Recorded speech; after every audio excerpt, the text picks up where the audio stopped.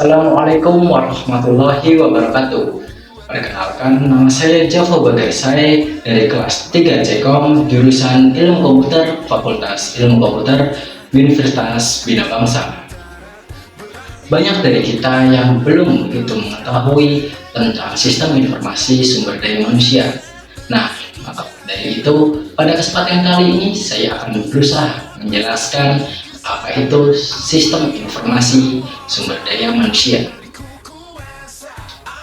Yang pertama ada pengertian sistem informasi sumber daya manusia.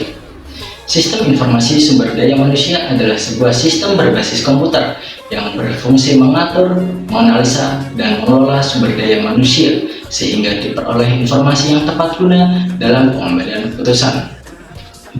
Dalam kegiatannya sendiri, sistem informasi sumber daya manusia mengelola dan menjalankan sistem administrasi SDM, mulai dari perekrutan dan penerimaan, pendidikan dan pelatihan, manajemen data, sampai dengan pemberhentian dan administrasi tunjangan.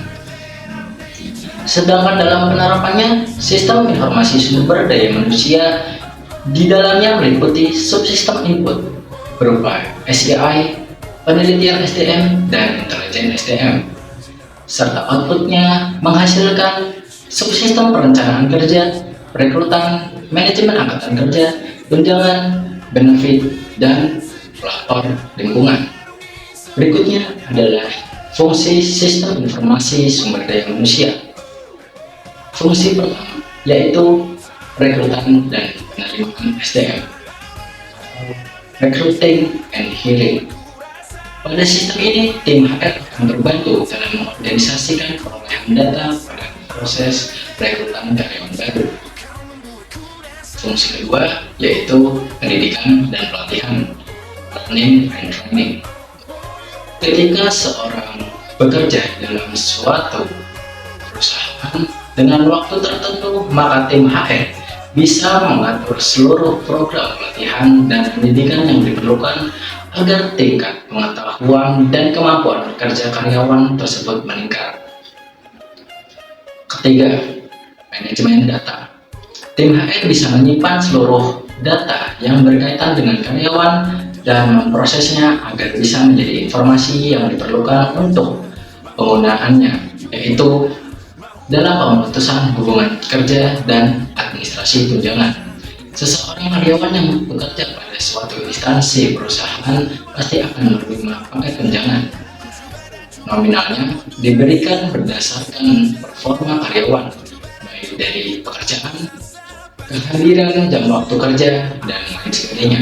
Informasi tersebut diperoleh menggunakan sistem informasi sumber daya manusia.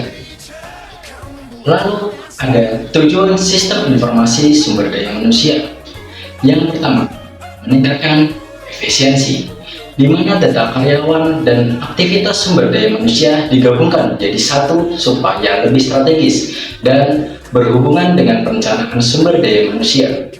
Ditinjau dari manfaatnya, sistem informasi sumber daya manusia mempunyai manfaat dalam organisasi, yaitu otomatis dalam sistem pengajian dan aktivitas tunjangan.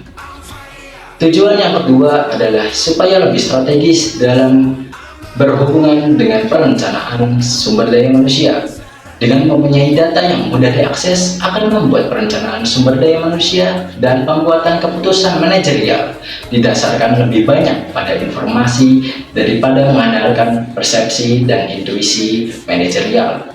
Yang selanjutnya ada implementasi sumber daya manusia. 1. Tahapan implementasi tahapan sistem informasi sumber daya manusia yang akan direkomendasikan oleh penulis sebagai berikut. Yang pertama yaitu ada persiapan hardware, kedua persiapan software, tiga persiapan database, yang keempat pengetesan sistem, yang kelima konversi sitam.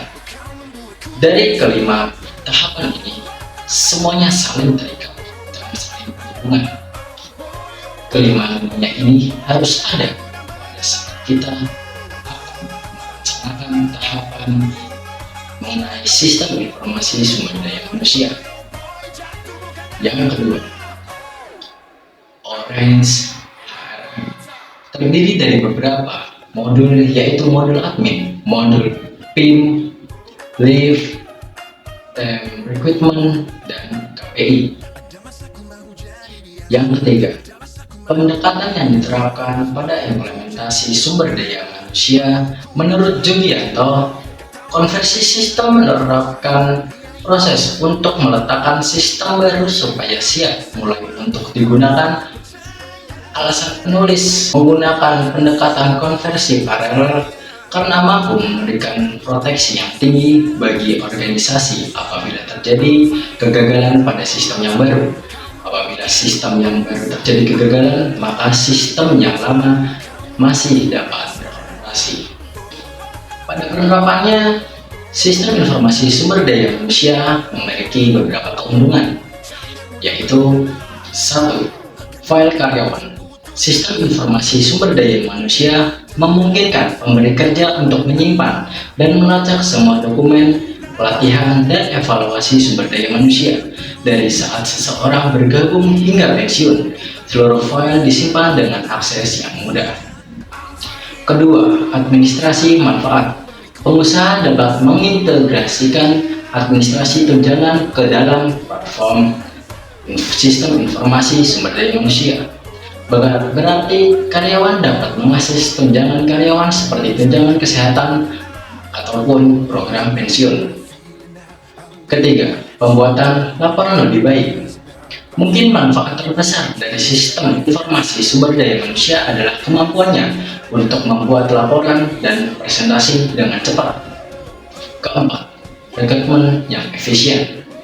Sistem informasi sumber daya manusia memungkinkan kandidat untuk posisi terbuka mengirimkan resume dan informasi kontak mereka ke calon pemberi kerja dari komputer jarak jauh. Kelima, administrasi manfaat yang ditingkatkan. Keuntungan ini mencakup administrasi tunjangan karyawan yang lebih efisien. Dalam banyak kasus, karyawan dan karyawan baru dapat mendaftar secara elektronik untuk program tunjangan. Sistem informasi sumber daya manusia tentunya memiliki beberapa kerugian. Tidak semua sistem informasi dapat bekerja dengan baik. 1. Biaya. Seperti halnya teknologi baru lainnya, ada biaya untuk melisensikan dan menerapkan sistem baru. Biasanya bervariasi dan bergantung pada kemampuan sistem informasi sumber daya manusia itu sendiri. Namun biaya mungkin mencapai $300 per karyawan untuk perusahaan besar dengan banyak kemampuan manfaat. Perusahaan yang lebih kecil harus membayar antara $40 hingga $100, dan itu tidak termasuk biaya pemproses penggajian. Yang kedua, pelanggaran keamanan. Seperti halnya teknologi komputer dan basis data lainnya, terdapat risiko bahwa peretas akan mengakses informasi dan menggunakannya untuk tujuan jahat. Karyawan memberikan informasi keuangan, pajak, dan data pribadi kepada pemberi kerja seperti kontrak darurat. Ketiga, tambahan biaya. Manajemen perusahaan membutuhkan proses pembelajaran yang cukup lama, dan perusahaan harus membayar lisensi program yang dibeli, sehingga ada konsekuensi biaya tambahan yang dibayarkan tentunya. Kerugian yang terakhir adalah risiko investasi. Risiko tidak kembalinya investasi yang telah dikeluarkan apabila terjadi ketidakcocokan sistem yang dikembangkan. Tentu ini pasti akan sangat begitu merugikan bagi perusahaan maupun karyawan. Baik, yang terakhir ada contoh penerapan dari sistem informasi sumber daya manusia, yaitu ketika sebuah perusahaan menggunakan platform manajemen sumber daya manusia untuk mengelola informasi karyawan, termasuk data pribadi, histori pekerjaan, pelatihan, dan absensi. Dengan menggunakan sistem ini, perusahaan dapat menggambarkan proses rekrutmen, penilaian kinerja, dan pengembangan karyawan secara efisien.